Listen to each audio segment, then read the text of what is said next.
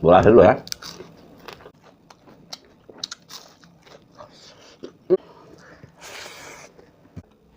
Hai Myam. Hai Myam, ngasigi Mathel sidi Mayam na pamna na akhoi meitei na pamna na chaniriba akhoi gi Jendem Eronba hawai khada hapaga ko omelette leijare thumjakpi ngari am leijare adaidi kari pata bora leijare asiga su kari pata dei ko na ba Toningkhok ko che Toningkhok sai thamjallage thamnel amagi Myam ngasigi Mathel sidi mai tadromni kai no haidi morok sa tak taroga Eronba se hawdrobni ba ko Myam se Toningkhok ama Jadi saya kari pata, Myam tu di hauna betul ke? Myam hau juga ini memang sega anu bami ya ubi raga di like to subscribe to Myam kau bi kanu. Jadi sonda cuma sakta helikopter supaya ini Myam disturb kara wae, makon thara wae, nanti di hau raga Myam hau jal lagi.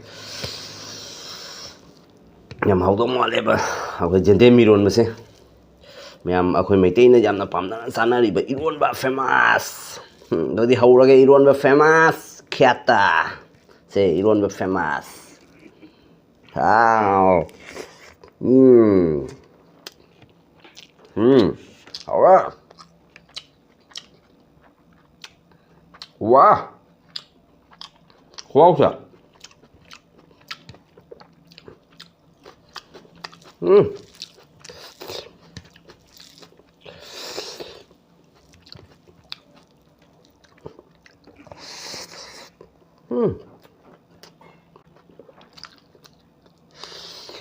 Này á, ít phải tao bị khai thật đấy chứ. Thà bao củ đấy.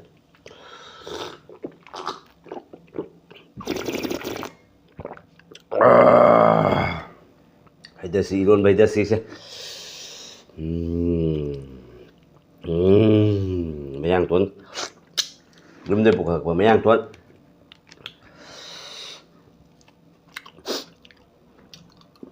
Khui rồi đấy. Mình lúc này phan thầm bây giờ để có mẹ.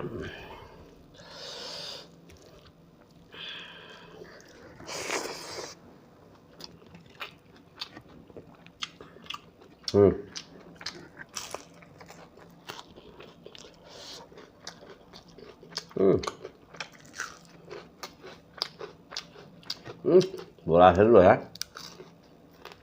Khô thật.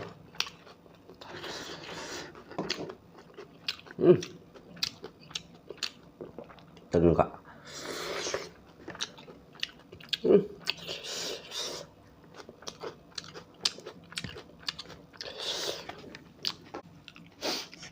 Hạt hoa thuốc giá ra.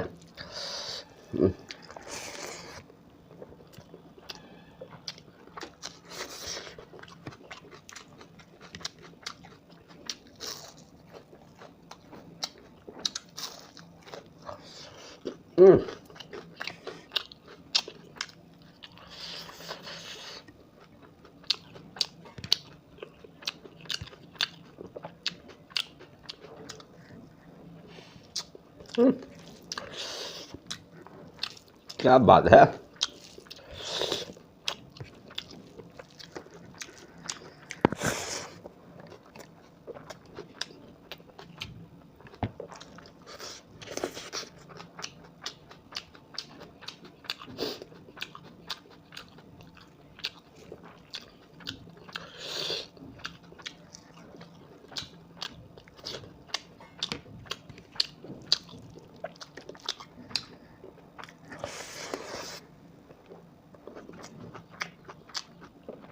Nah, saya bukan dia punya pak.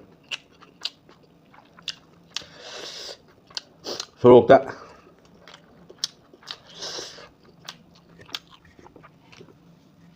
Kalau ada tahu dia kaya. Masih masih ngau lah.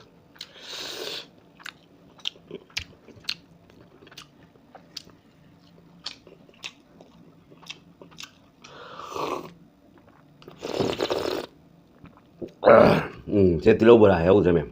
Angkat. Kau ni.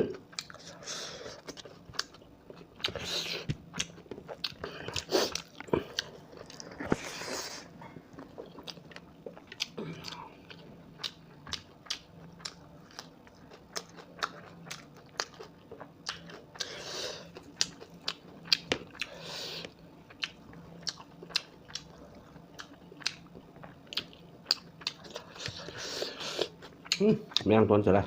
Karena dia masih hauta. Oh dia kabza jadra ba mayam tuan dia.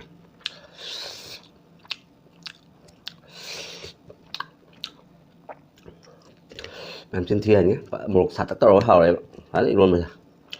Cúi đấy mấy sao đấy, cúi biết cúi được bao nhiêu vào đi xuống đây. Jadi mình làm thế hào này vậy. Mayam jadi mình làm pam bersih nào. Pam ini enak kami dah bilang mo. Sige Mathel sedikit. Jadi.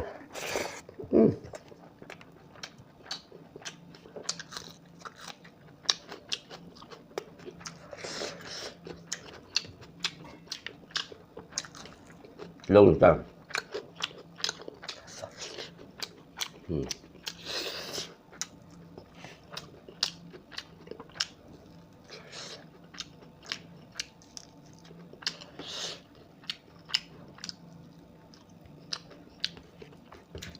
Bora lagi betul. Sudah tinggal ke hau tu dah. Sudah mengai sedikit. Hau dah pujuk aku ni. Nanti pani luôn mà có chán ăn ở đây mà.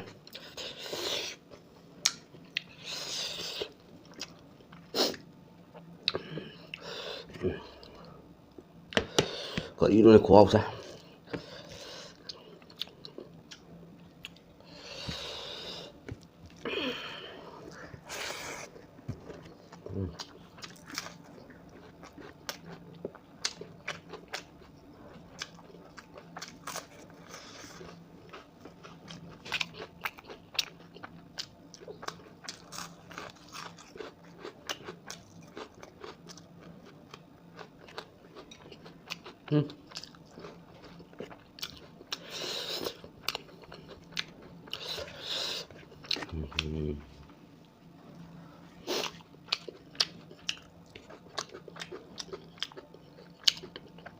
Hả?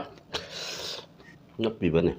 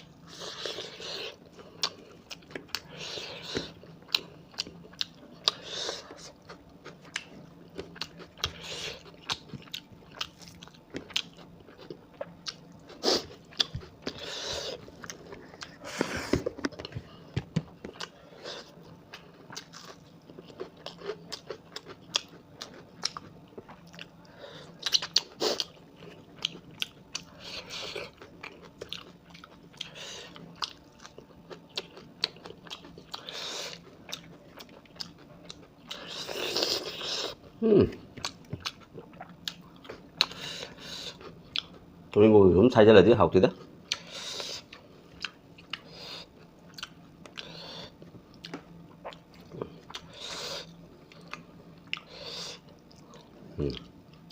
Phải ra bữa à.